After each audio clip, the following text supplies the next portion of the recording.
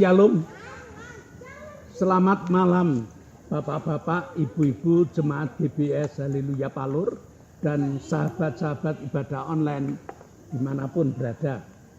Kita sebentar lagi sudah masuk tahun 2026. Pesan apa yang diberikan Tuhan kepada kita? Hidup adalah pertandingan. Mari kita berdoa. Kami bersyukur Tuhan, Engkau telah memimpin kami di tahun 2025 dan saat ini kami sudah sampai di penghujung 2025 dan akan masuk di 2026. Berbicaralah Tuhan sebagai bekal kami untuk memasuki 2026 melalui firman yang Kau ajarkan kepada kami, dan kami akan siap untuk menerapkan apa yang Kau berikan kepada kami. Hamba-Mu siap untuk mewartakannya, jemaat-Mu telah siap membuka hati untuk taburan kuasa firman-Mu. Dalam nama Yesus kami telah berdoa dan mengucap syukur. Yang percaya katakan amin. Sekali lagi, pesan apa yang Tuhan berikan kepada kita? Kita punya background dan di situ bertuliskan menjadi pemain atau penonton. Dalam pertandingan ada pemain, ada penonton. Pemain adalah orang-orang yang melakukan kewajibannya atau melakukan tugasnya sesuai dengan aturan yang dibakukan. Dia masuk ke gelanggang pertandingan, lalu ada aturan-aturan yang dibakukan. Pemain adalah orang-orang yang menikmati hasil pertandingan. Oleh sebab itu, pelatih sudah mengatur strategi, pemain melakukan apa yang menjadi strategi dari pelatih, sehingga dia menjalankan atau melakukan tugas agar dia menjadi pemenang.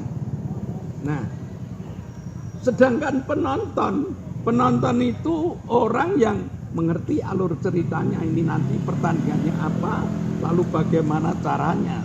Tetapi mereka adalah orang-orang yang hanya sekedar menikmati, tetapi tidak punya keinginan untuk sukacita dalam kemenangan. Nah, penonton adalah orang-orang yang berhura-hura.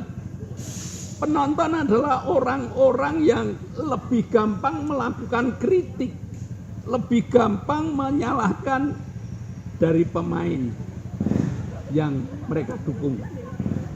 Bahkan penonton tidak jarang isinya hanya marah, marah, dan marah.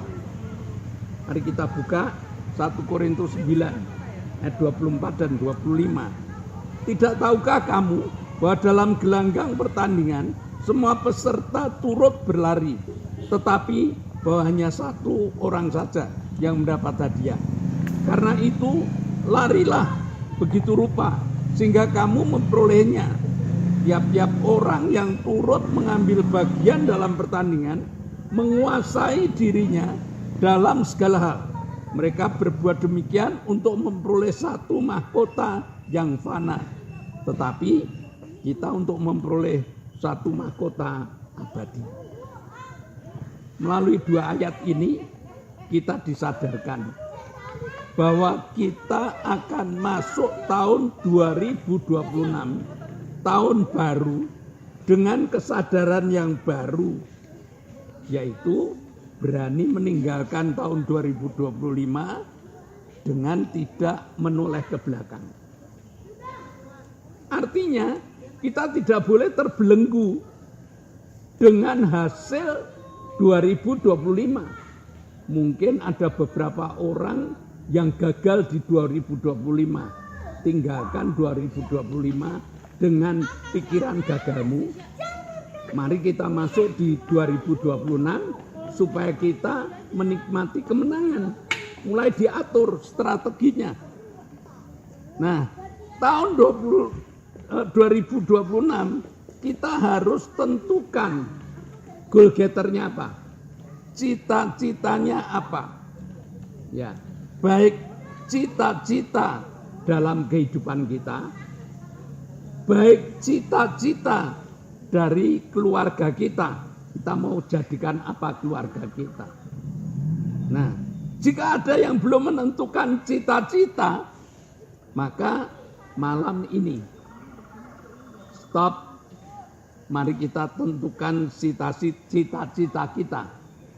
Jangan mengikuti falsafah hidup itu hanya mengalir. Pokoknya hidup mengalir. Itu tertinggal kita. Ya, kita jangan menjadi penonton yang hanya bertepuk tangan. Kita jangan jadi penonton yang hanya marah-marah di tahun 2026, marah-marah. Kita jangan di 2026 masih membawa emosi kita. Padahal kita tidak menentukan cita-citanya apa, goal getternya apa. Nah, sebagai pemain kita harus menjadi orang-orang sebagai pemain. Harus berani menentukan. Pertama-tama menentukan goal getternya dulu. Pertama-tama menentukan cita-cita di tahun 2026. Satu contoh yang gampang.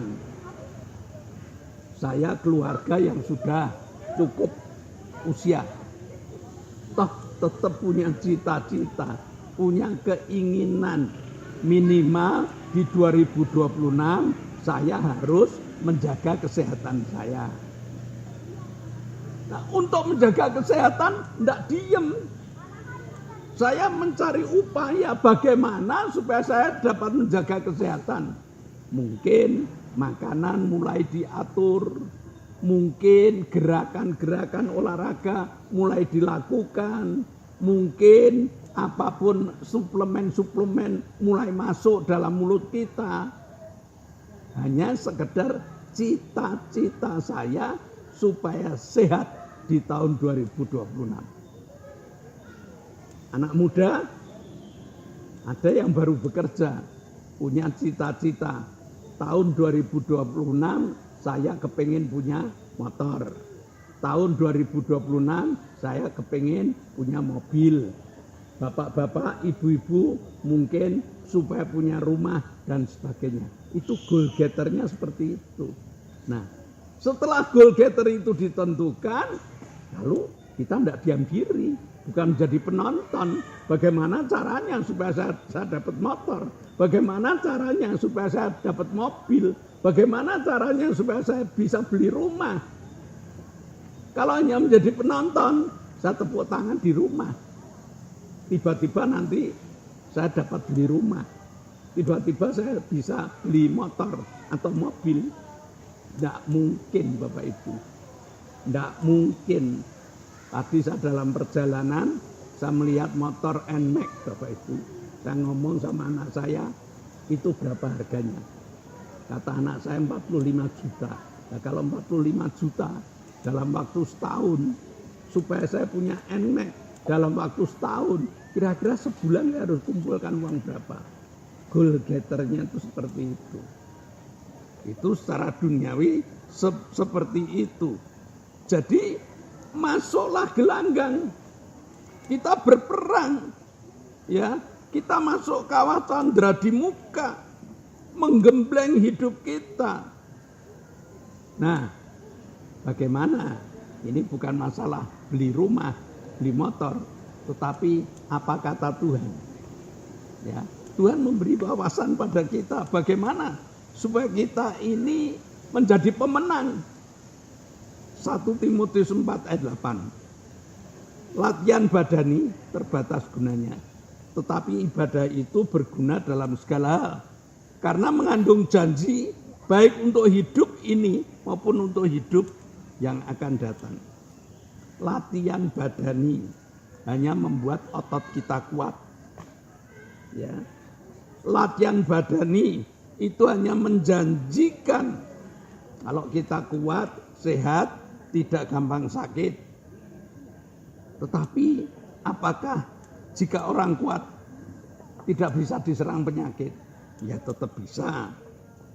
Hanya orang yang kuat, orang yang sehat akan lebih kuat menghadapi berbagai macam virus yang masuk di dalam hidup kita.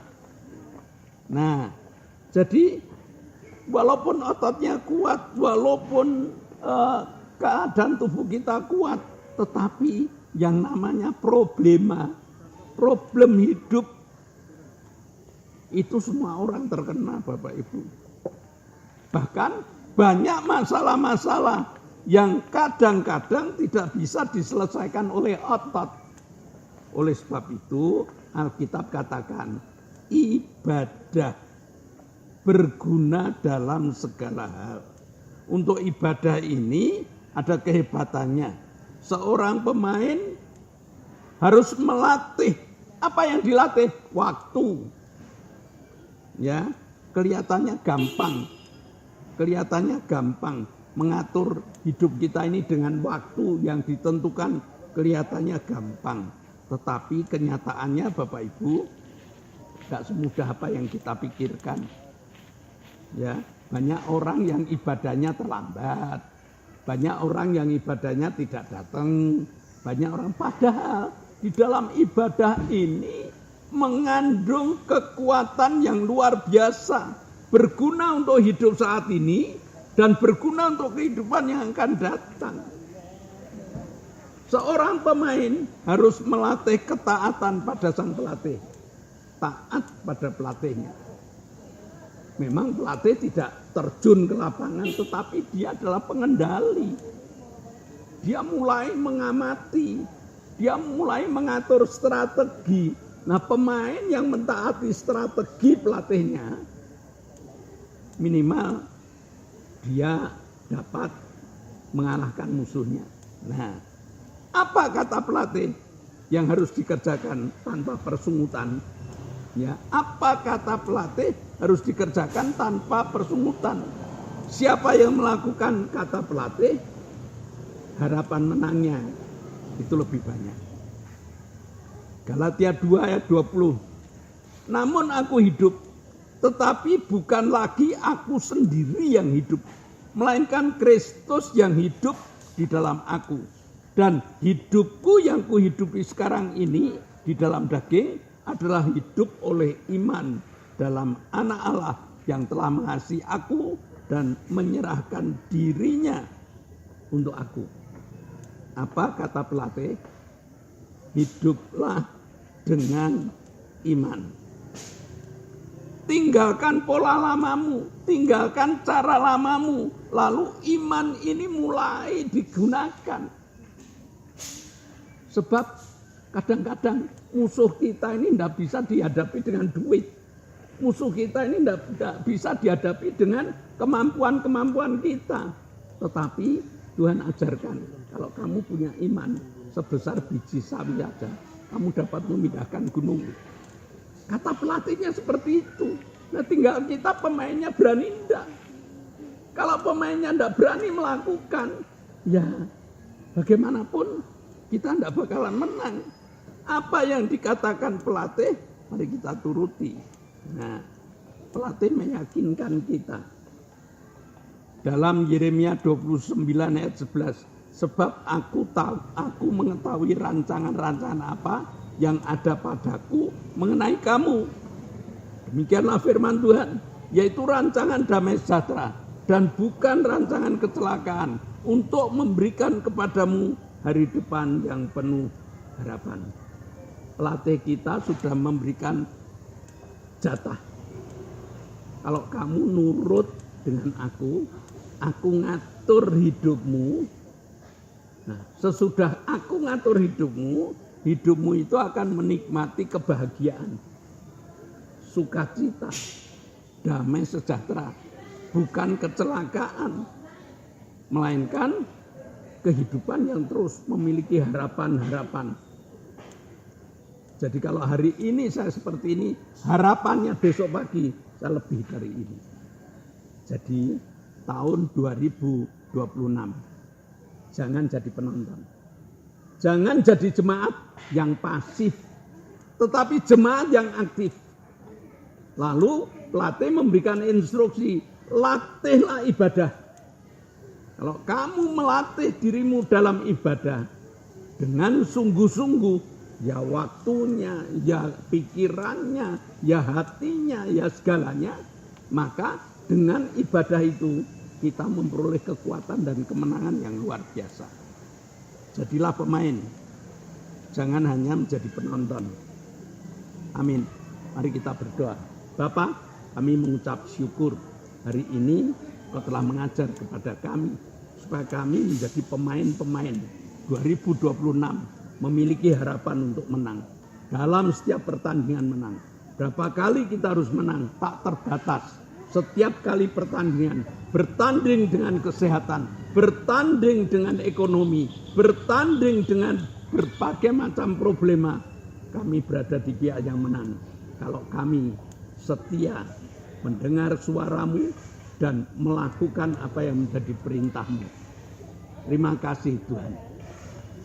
Happy endingnya, Tuhan merancang hidup kami dan kami siap. Dan dengan kami siap, Tuhan akan membawa kami kepada keberhasilan-keberhasilan, kepada damai sejahtera dan sukacita. Masuk 2026, bekal ini yang kami bawa. Dalam nama Yesus kami telah berdoa dan mengucap syukur. Yang percaya katakan amin. Nah Bapak Ibu, mari dengarkan pengumuman sebelum kita berpisah satu dengan yang lain. 2026 tetap sama Bapak Ibu. Tiap minggu ada ibadah anak-anak sekolah minggu jam 7 pagi. Sedangkan jam 9 itu ada ibadah raya atau ibadah umum.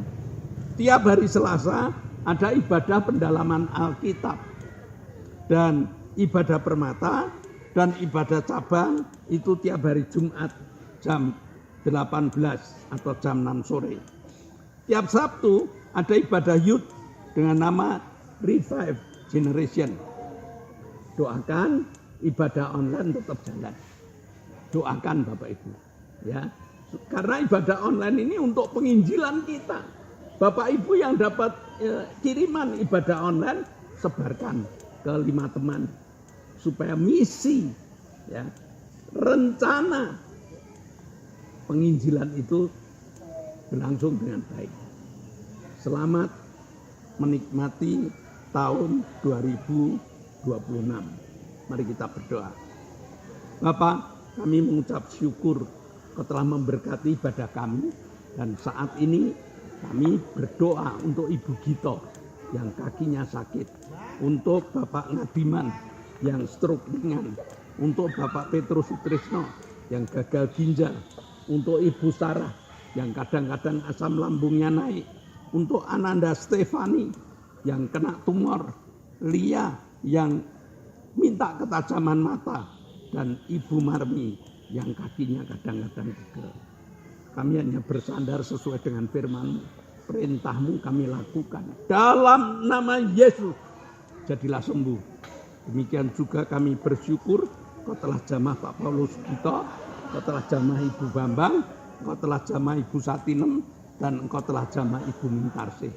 Mereka telah Kau sembuhkan. Mereka sukacita dan sukacitanya ini dibagikan kepada orang lain. Terima kasih Bapak. Sebentar kami berpisah satu dengan yang lain. Namun iman kami mengatakan, Engkau telah membuka tingkap-tingkap langit-Mu dan Engkau telah mencurahkan berkat-Mu. Maka jemaat yang dikasihi Allah, kedangkanlah tangan-Mu. Terimalah berkat untuk rumah tanggamu, berkat untuk usaha pekerjaanmu, berkat untuk rancangan-rancangan hidupmu, berkat jasmani, berkat rohani. Terus mengalir dan mengalir limpah sampai setiap orang yang ketemu Engkau mengatakan Engkau diberkati. Dan jika kita berpisah, bawalah berkat dari Allah Bapa, cinta kemurahan dari Tuhan Yesus Kristus, serta persekutuan Roh Kudus menyertai engkau mulai hari ini sampai Maranatha, dan Yesus datang yang kedua kali. Yang percaya katakan amin. Shalom. Tuhan memberkati.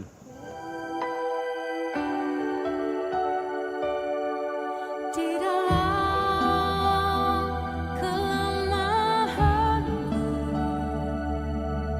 sempurna